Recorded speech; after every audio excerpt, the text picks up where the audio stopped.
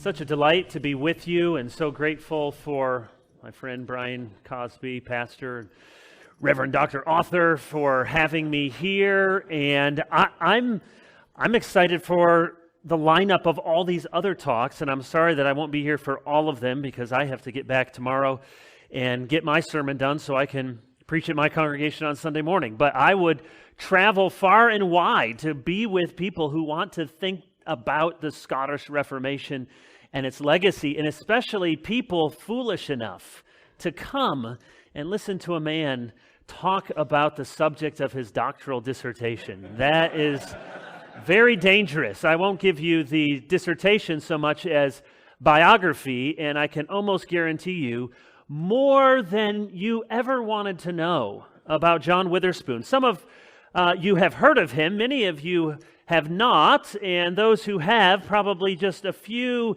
tidbits here and there. But we are going to think about this 18th century figure who very much stands in the tradition of the Scottish Reformation, but also a bridge both intellectually and physically as he immigrated from Scotland to the United States.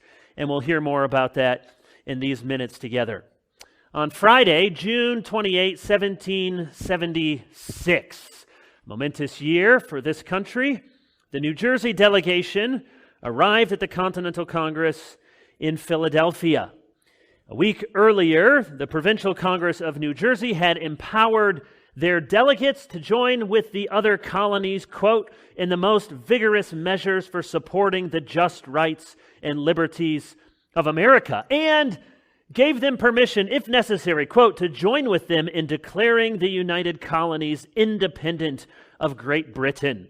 The delegation appointed to represent the colony of New Jersey had 5 members: Richard Stockton, Abraham Clark, John Hart, Francis Hopkinson, and the Reverend Dr. John Witherspoon.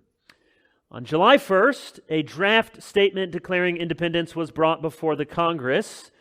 John Adams, of course you've heard of him, records that some from the New Jersey delegation, since they had just arrived, wanted to delay the vote. But Witherspoon, who was not known for patience, and who was there conspicuously dressed, everyone could recognize him. Not only was he with bushy eyebrows, and as one later biographer said, of a fleshly appearance, he was a bigger man. He talked in a thick Scottish brogue, and he was always conspicuously dressed with Genevan bands, as befitting a Presbyterian minister there at the Continental Congress. He maintained that no one was lacking in information on the merits of the question of independence, and he said famously, "As for the country at large, it had been for some time past loud in its demand for the proposed declaration. It was not only ripe for the measure, but in danger of becoming rotten for the want of it. And by the end of July 2nd, it was resolved, these united colonies are of right, ought to be free and independent states." Of course, we know 2 days later, more famously, the Declaration of Independence, written by Thomas Jefferson on July 4th, was approved. John Witherspoon was there. It is said that he protested against 2 parts of the Declaration. One, he objected to calling the king a tyrant. He was, like most lowland Scots, pro-Hanoverian. That was the house from Germany that came over in the line of kings. And so he always insisted that King George III was not so much a tyrant as he was vastly misled, and he was ignorant of America, and he had been misled by his advisors. Well, he lost that debate, and they called him a tyrant. But it seems that he carried the day on his second protest. Witherspoon did not like that in the list of grievances, it was mentioned that the king had sent, quote, armies of Scotch mercenaries. He did not want his fellow Scotsmen to live in infamy, and so it was changed to foreign mercenaries. Could have been from anywhere. Could have been from Russia. Who knows? They were not Scotsmen.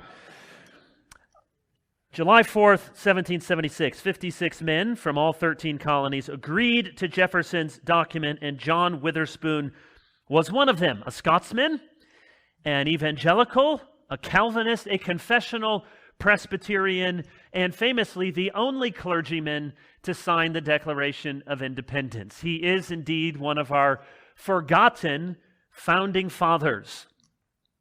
He came to the United States in 1768, and we will catch up with that story in a few moments. But let's back up. He was born on February 5, 1723, in Yester Parish, some 25 miles outside of Edinburgh in the village of Gifford.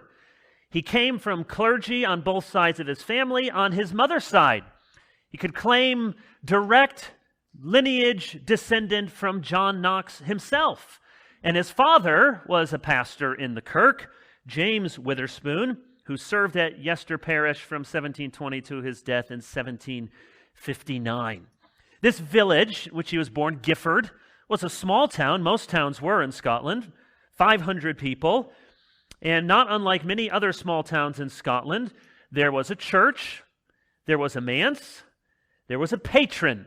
We'll hear more about that later, that the patron, in this case, the Marquis of Tweeddale, all these just wonderful Scottish-sounding names, the patron played the key role in filling the vacancies in the church. Most adults labored as farmers, servants, tailors, weavers, masons, carpenters. They had pasture land for grass and subsistence farming. The world that Witherspoon inhabited was small and tight-knit, and as was typical for sons of clergymen who wanted to go on for education, he went off to Edinburgh. And there he was classmates with men who would go on to be sometimes called the moderate literati of Edinburgh. Hugh Blair, William Robertson, Alexander Carlyle, John Home, Adam Ferguson. These were his classmates. And in their history in the Church of Scotland, they would diverge, as one group of men would be classed under the title moderate men, and I'll explain that later, where John Witherspoon was of the popular party, so called because they were more popular with the people. We would say they were evangelicals. From 1733 to 1809, through 3 consecutive professors, there was a remarkable unity of theological education at Edinburgh. This conference here is Scottish Reformation and its legacy, and this is part of the connection between the Reformation and its legacy here through the 18th century. For almost 100 years, every student at Edinburgh was instructed from the same Latin textbook, Benedict Pictet's Theologia Christiana from 1696. Prospective ministers studied it there, and they spent their days listening to theological discourses, chiefly from Pictet or from the Genevan professor Francis Turretin, read in Latin by their professors. Witherspoon had a classmate, and indeed they grew up together, this man by the name of Alexander Carlyle. He famously described their theology teacher. I'm sure no one would describe me or Brian this way, but it would more fit me, because he described John Gowdy as, quote, dull and Dutch and prolix. So I hope not to resemble that remark. He was dull and he was Dutch and he spoke too much. But Witherspoon seemed to latch on, and for the rest of Witherspoon's life, there was an affinity with Benedict Pictet, this man who succeeded Turretin. So you go to Geneva, of course Calvin, then Beza, you go into the 17th century, and the chair of theology in Geneva was Turretin, and then passed on to his nephew, Benedict Pictet. And his systematic theology became the textbook in Scotland for most of the 18th century. Witherspoon inherited from his father a knowledge of French. In fact, when Witherspoon was in the United States, he would often be a translator for French dignitaries who would come in. He offered a sort of private tutorial at Princeton to teach French. He was then, after graduating from Edinburgh, he passed his ministerial trials and licensed as a 20-year-old to preach the gospel at the Presbytery of Haddington. It would be another year and a half before he was fully ordained as a minister. He was licensed, but he had to receive a call. He received a call to a town called Beath in Ayrshire. outside of Glasgow toward the coast. The Beath of Witherspoon's area was a slowly growing town, a couple thousand people. While he was there in 1748, he married Elizabeth Montgomery, who was a daughter of a prominent family, the Montgomerys of Craighouse, and together they had 5 or 6 of their 10 children. I don't think I'm going to catch up to him. 5 or 6 of their 10 children in Beath. Witherspoon published many of his well-known works, and I'll touch on them just briefly later. Ecclesiastical Characteristics from 1753, his essay on justification, 1756, and A Serious Inquiry into the Nature and Effects of the Stage, 1757. He was a successful minister. In 1754, one of the aisles of the church was lengthened to make room for an additional 200 sitters.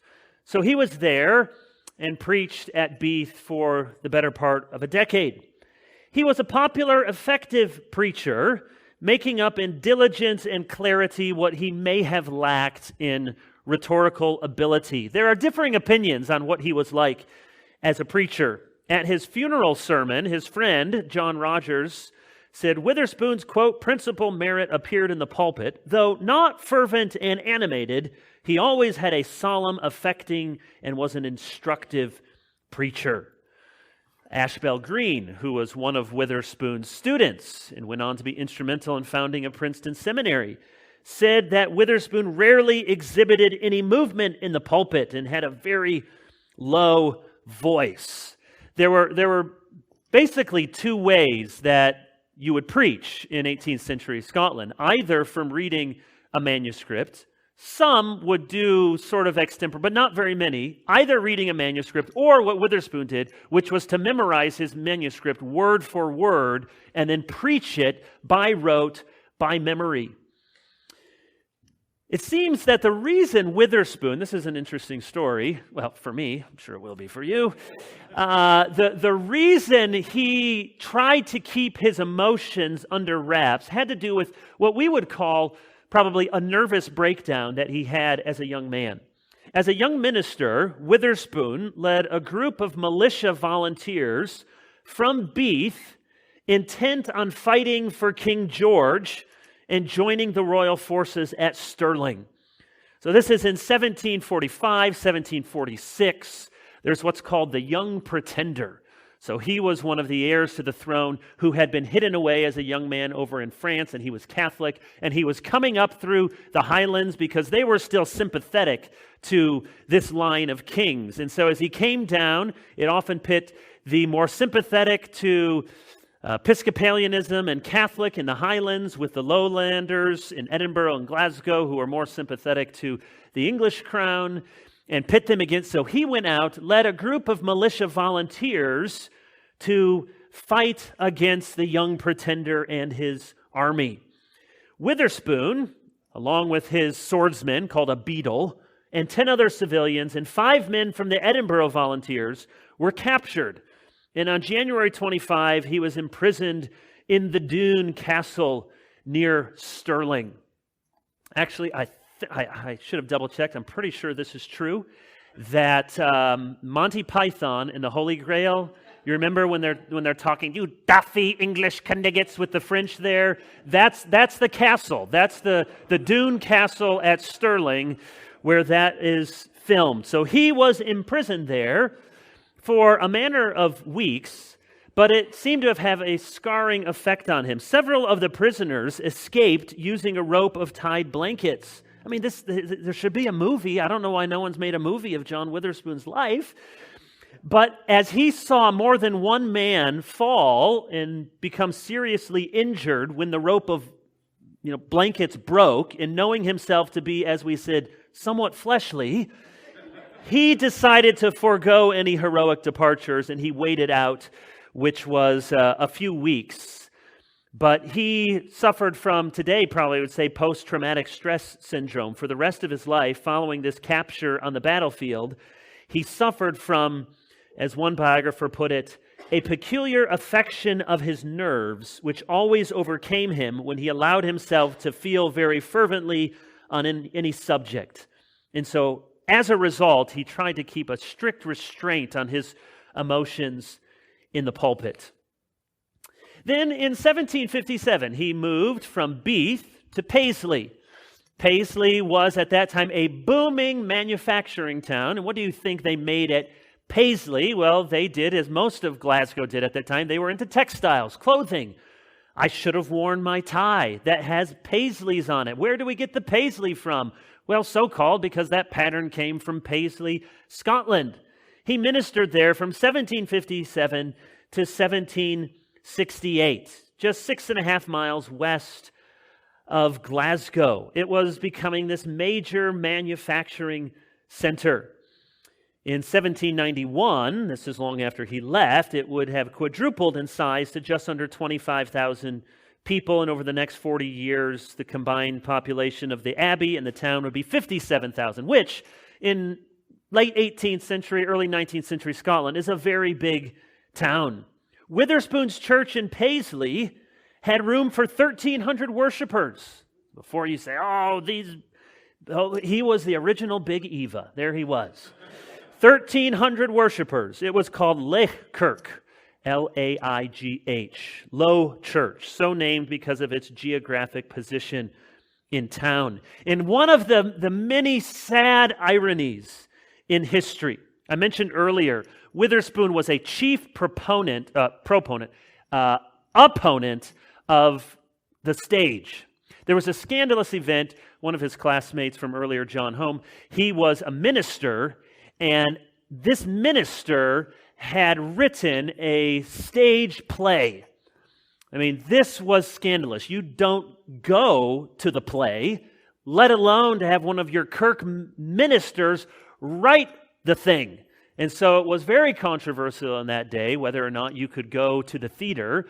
And Witherspoon was probably the most effective opponent of the theater. But as I said, one of the sad ironies of history, I've been to visit his church, and it's amazing. I don't know how they fit 1,300 people in there. They must have sat much closer together than we do these days, or been skinnier people. I don't know.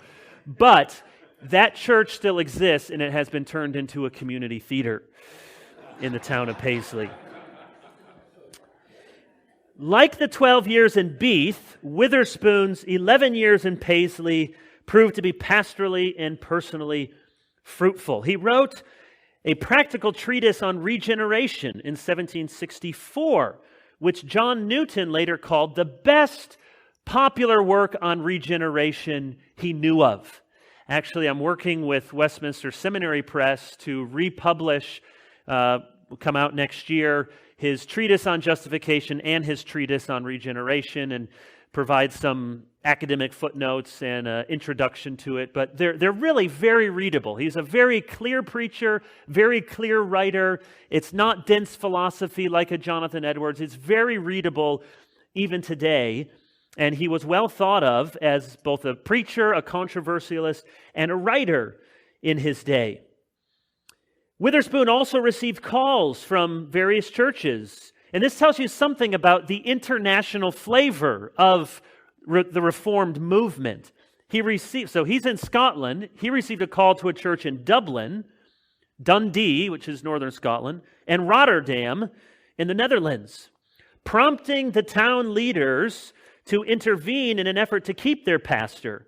And so they approved a pay raise. Oh, what a smart guy. You get a call to another church. I don't know, guys. Well, I don't think that's why he was doing it, but they did. They wanted to keep him there. He had over his ministry in Paisley in a growing city, a growing ministry, a growing salary, a growing reputation, a growing congregation. It was a remarkably fruitful decade of pastoral theological ministry. Now, before we get him over to America, we should say something about the controversies in the Kirk. As I said earlier, the Kirk, and that's just the word for the mainline Church of Scotland, was dividing into two parties. The moderate wing, so-called because they were calling for moderation. We might think of them today as liberals, though they weren't liberal in every way. They were actually rather culturally conservative and politically conservative, but theologically, they were more moderate. They were less concerned about the finer points of Reformed theology. They wouldn't go out of their way to say they disagreed with the Westminster Confession, but they didn't really want to preach about it either. They wanted to preach about virtues and being good people and changing society for the better. The popular party, the evangelical party, of which Witherspoon was one of their leaders, were much more intent on continuing with the doctrine of the Covenanters and Knox and the Scottish Reformation and the Presbyterianism of the Westminster Confession. Witherspoon saw the church in Scotland of his day as in great decline. Now, we would say, wow, it was so much better. But, as is often the case, people don't usually accuse Calvinists of being too optimistic. Stop seeing the glass as half full. No, he saw that the church in Scotland, as he saw it, was being overrun at times by, if not Arminians, then at least people who were sympathetic to them, or maybe even Socinians or Pelagians. He saw that the church, the great gold, as he said in one sermon, how has the gold become dimmed? Quoting that famous line from the Old Testament. In a fast day sermon, he said, Scotland needed the glory of God to be displayed in an imminent and remarkable revival of religion from all ranks. He was something of a pugilist, a polemicist. He was always getting into scraps. He said at one point, this might make a good bumper sticker, no faithful minister can expect to be without enemies. And indeed, he had many enemies. I'm skipping over so much of the story, but for example, when he moved from Beath to Paisley, they put his transfer on hold because the presbytery of Paisley was almost entirely moderate men, and they didn't want Witherspoon there. When Witherspoon had his first call in Beath, the church, as far as we can tell, was divided between a more moderate young man to call as the minister and Witherspoon, and he received more of the votes and he came. But this was roiling all throughout Scotland. Witherspoon, in 1768, left to become the president at a little place called the College of New Jersey. We know it as Princeton. Now, you have to remember, because we hear Princeton. Oh, he went to Princeton. Princeton was not Princeton. He was leaving Paisley, which was a big booming town in Scotland at the time, a large congregation of 1,300 people in a flourishing city, for a struggling little school in the backwoods of the middle colonies. It did not seem like a wise career move. The school at Princeton had one major problem over the 10 or so years prior to Witherspoon's arrival, namely that the presidents always died. They couldn't keep a president there. Jonathan Edwards served only 2 months, died from smallpox inoculation. Samuel Davies, less than 2 years. Samuel Finley, not much longer than that. In 1776, they agreed to call Witherspoon. He turned them down. It seems that his wife did not want to move to America, and in particular, she didn't want to make the dangerous months-long voyage across the Atlantic Ocean. Understandable. 2 years later, they came back in 1768, and now he decided to come. If you recall something of Presbyterian history, you know that in the 1750s, the Presbyterian Church was reunited between the new side and the old side, but the division still lingered. The new side, pro-revival. The old side, suspicious of the revival and of the awakening. The College of New Jersey was decidedly a new side. It was born out of the tenants' log college. It was new side, and yet the faculty had old side. So they needed to find someone who could appease both wings of the Presbyterian Church. Well, Witherspoon had a British education, and then, as in now, there's a British education. That seems something good. He didn't have the baggage. He wasn't American. He hadn't been there. So he was acceptable to the old side, and the new side knew him to be one who was supported by George Whitefield, who was in favor of the revivals, was one of theirs. He had earned his reputation. How did they know about him? How did they know across the Atlantic? He wasn't on Twitter yet. How did they know about him? Chiefly because of his book, which a title that does not sound very best-selling, called Ecclesiastical Characteristics. There was a book earlier in the century, actually one of the best-selling books in the 18th century by the Earl of Shaftesbury, called The Characteristics of Men and of Manners. It was a philosophical Enlightenment sort of treatise. That the moderate, that was one of their go-to guys, the Earl of Shaftesbury. And they liked this book. So he wrote a satire using the same title, and called it Ecclesiastical Characteristics. It was a sensation. It went through, in short order, 11 different printings. It made Witherspoon a kind of star among the evangelical rank and file of the Kirk, and it made him public enemy number one among the moderates. It's really worth reading. It's not terribly long, but it's quite humorous and surprisingly contemporary at many points. He says in this book, he lays out 13 maxims for becoming a moderate man. And he retells that someone in this story was asking, so you're a moderate man? And he says, yes, fierce for moderation. Listen to some of these maxims and see if they don't sound relevant. Maxim number 1. So remember, he's satirically speaking. He believes the opposite.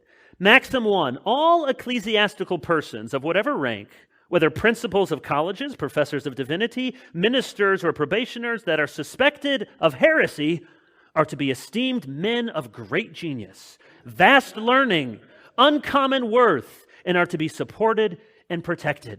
Maxim number 3.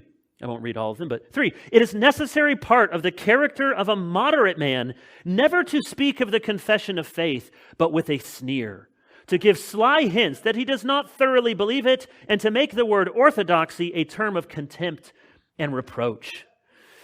11, the character which moderate men give their adversaries of the Orthodox party must always be that of, quote, knaves or fools, and on occasion serves the same person, it will, if it passes, may be represented as a knave at one time and as a fool at the other.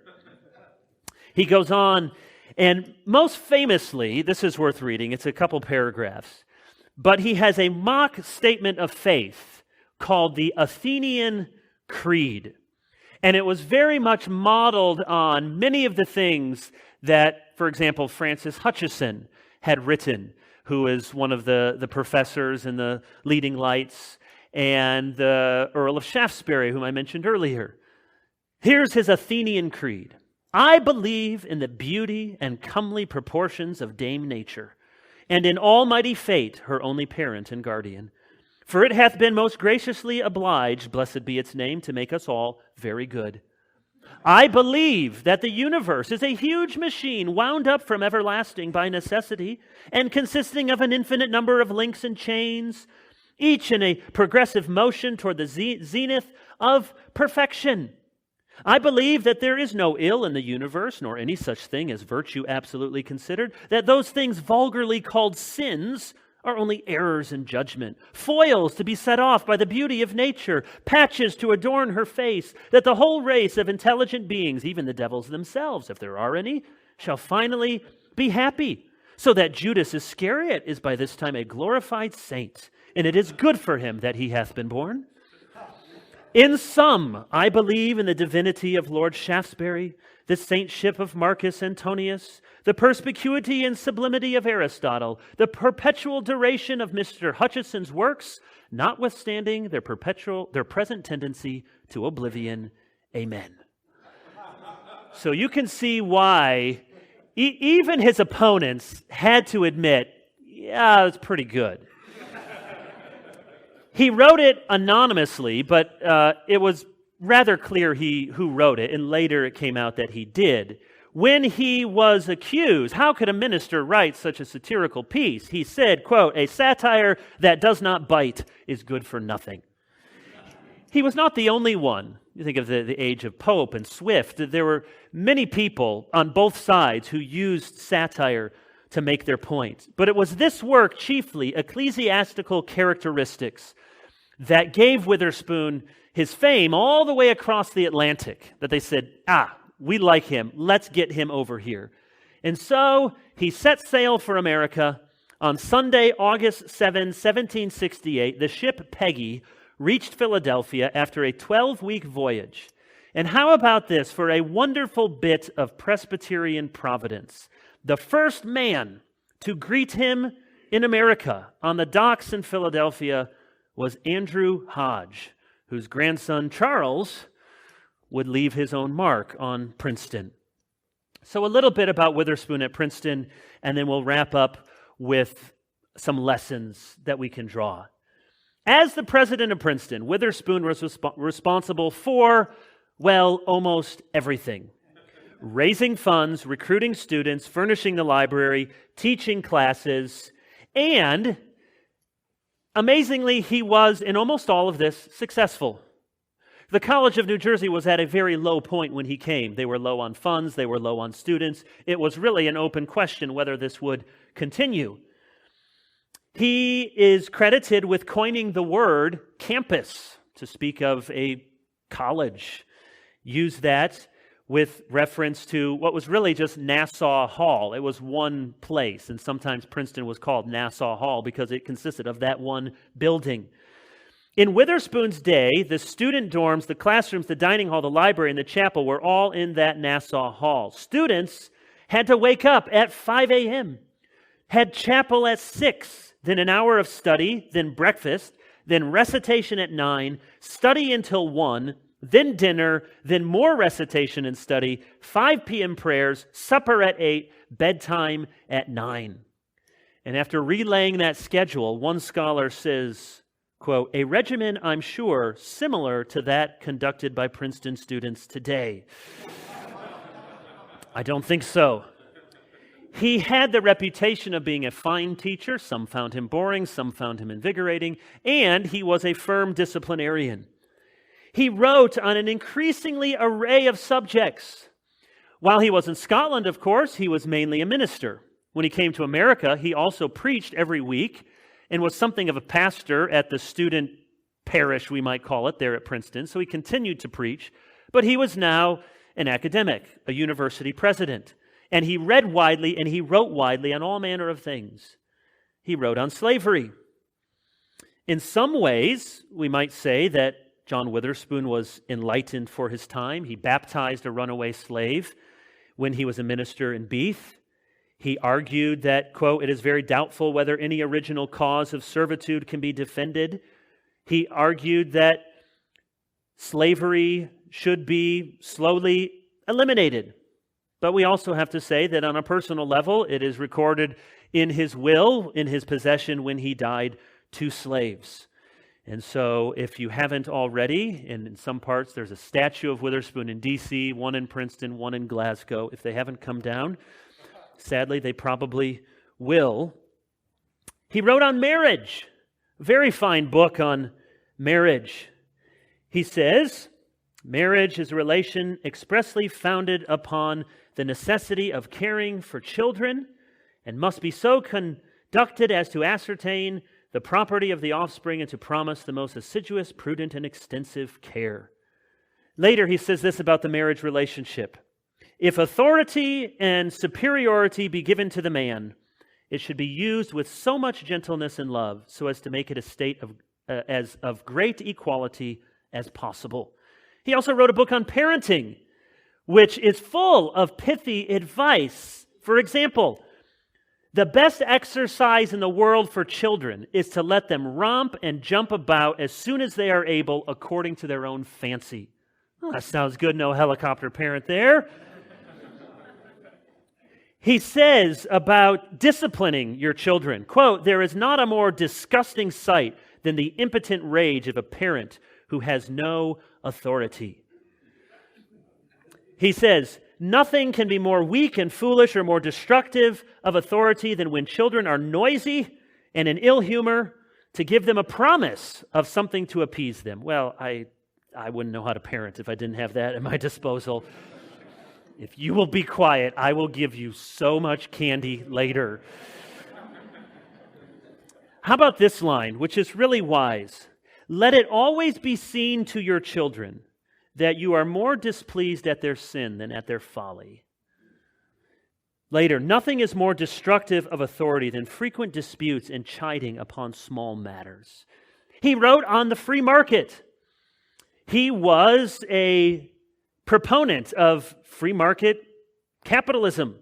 He says, quote, fixing the price of commodities has been attempted by law in several states among us, and it has increased the evil it was meant to remedy.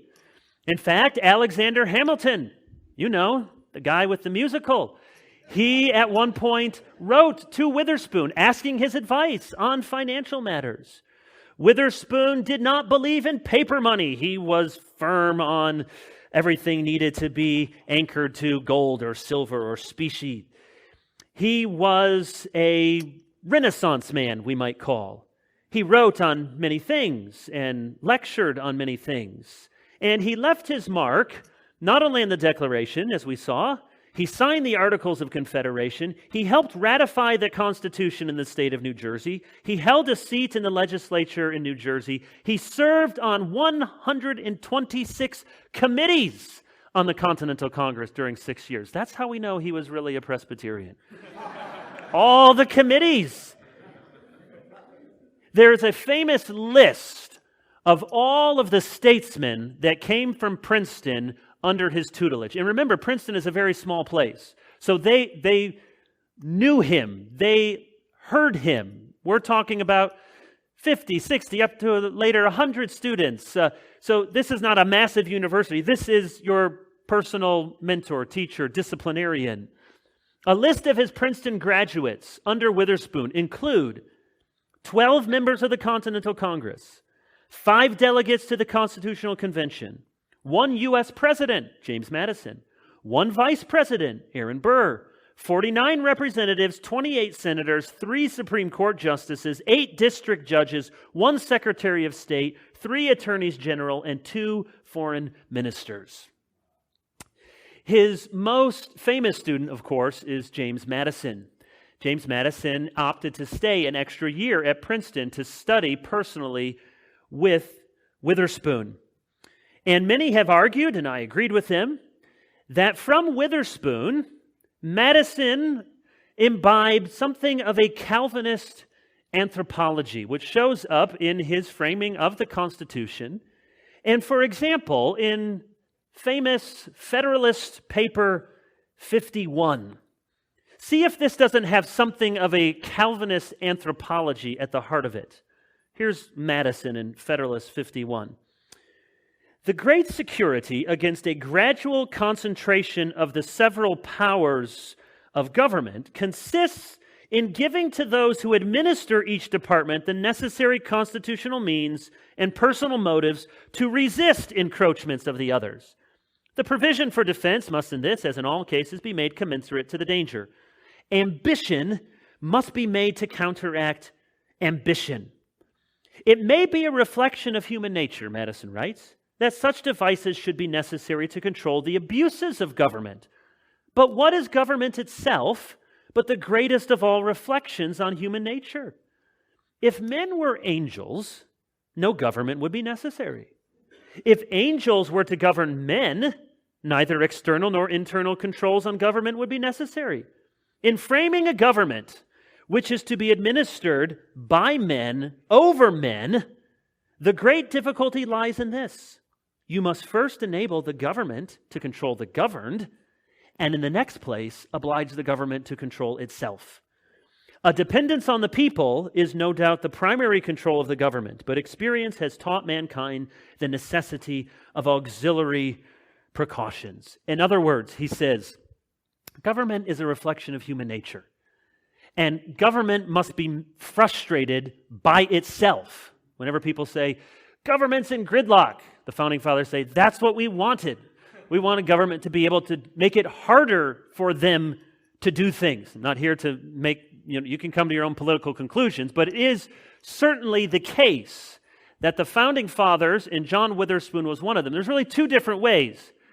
You think, government is that great opportunity for us to collectively do things together and solve great problems. That's not how the founders saw it. They thought, government, there's a possibility for tyranny, and so we must have auxiliary precautions to make sure. So the checks and the balances and the bicameral legislature and the differing branches of government we all learned about, hopefully we still learn about that. He says that's because government is not run by angels, it's by sinners. And many scholars rightly conclude that something of that anthropology was passed down from Witherspoon to Madison and shows itself in the founding documents of our country. John Adams once hailed Witherspoon, quote, an animated son of liberty. On May 17, 1776, John Witherspoon preached one of the most significant sermons in the history of the country. That's not an exaggeration. His sermon, based on Psalm 76:10, was entitled, "The Dominion of Providence Over the Passions of Men." Again, you can Google it, you can read it, take you half hour or so. It is widely regarded as one of the principal sermons which prepared the way for the Declaration of Independence, May 17, 1776. What's fascinating about the sermon, the first half of it is just evangelistic, come to Jesus sermon. He says, before we talk about the defense of your temporal rights, we must consider, quote, the truly infinite importance of the salvation of your souls. And then he goes on in a turn in the middle of the sermon to say, for the first time from this pulpit, he's preaching at Princeton, I'm going to speak politically. That's a little generous that he never did before that, but it's true. This was the most overtly political he had been.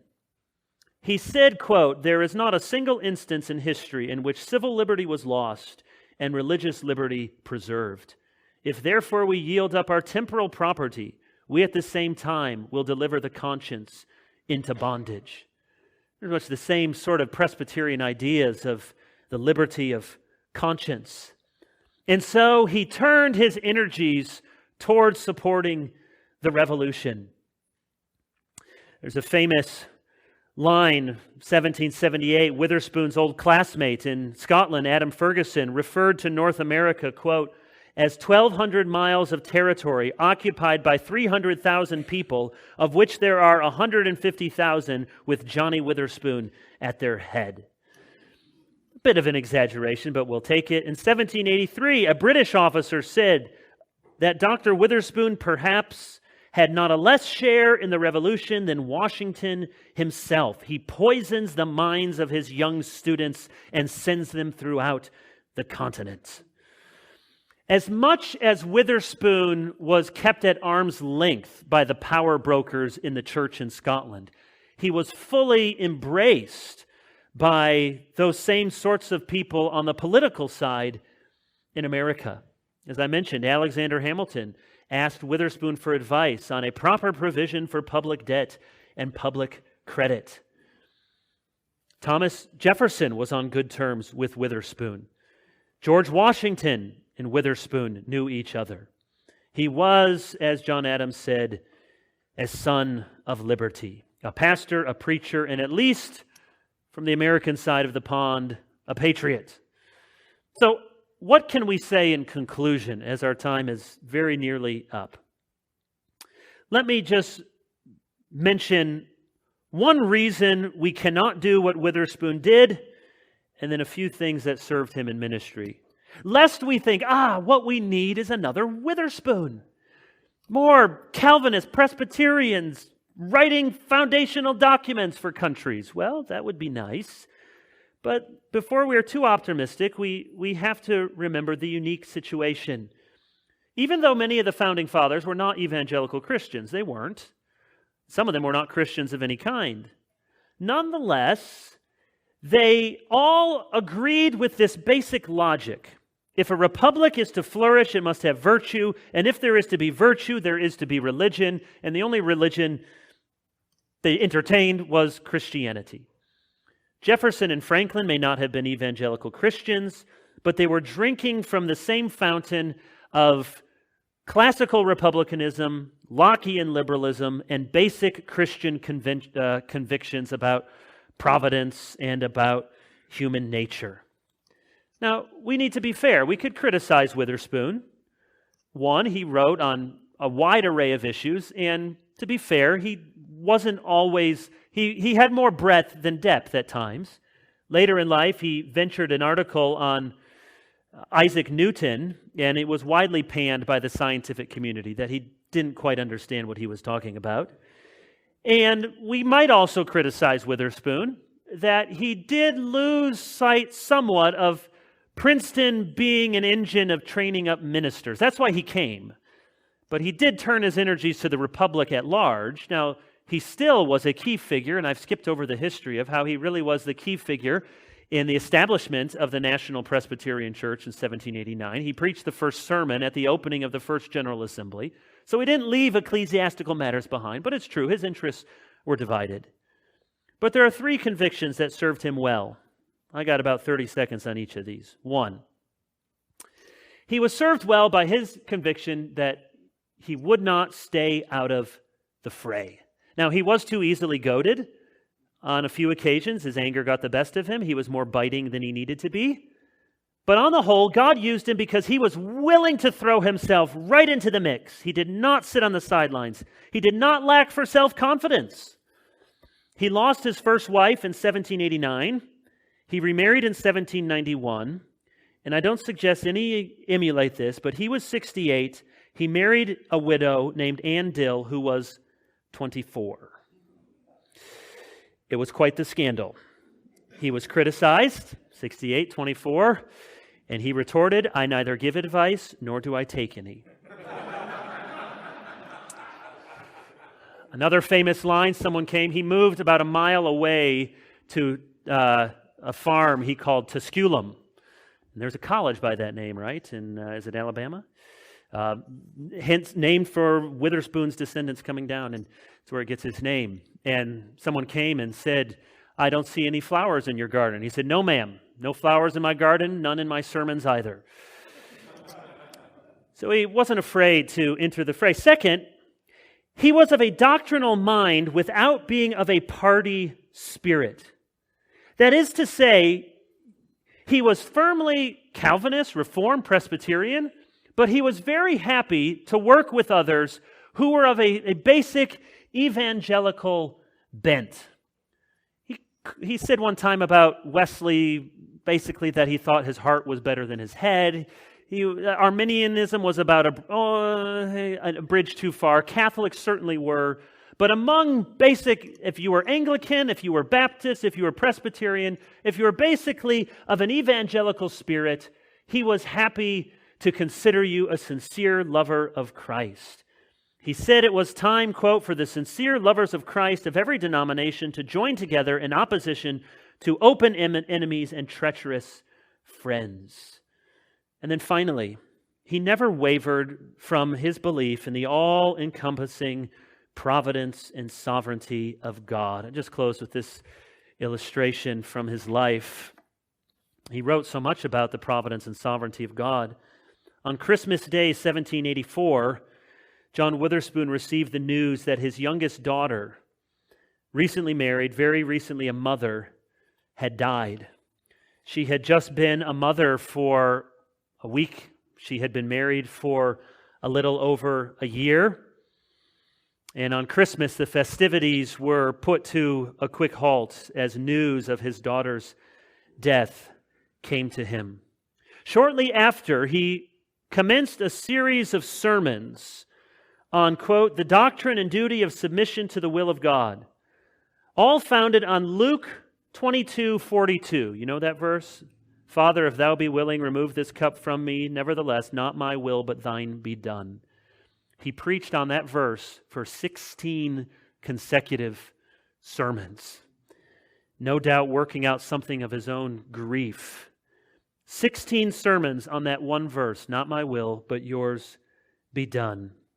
And Ashbel Green records he never made a single personal reference to his own experience or grief. And I'm not saying that that's the model, but that's how he preached, to focus in that moment supremely, to find comfort in this mysterious providence of God. It's one reason I would argue Witherspoon could accomplish so much. We are most useful in God's work when we accept that God is the one who is working according to his good pleasure. And he uses us and our gifts, and sometimes he works with us, around us, and sometimes despite us. And he did much through his servant, John Witherspoon.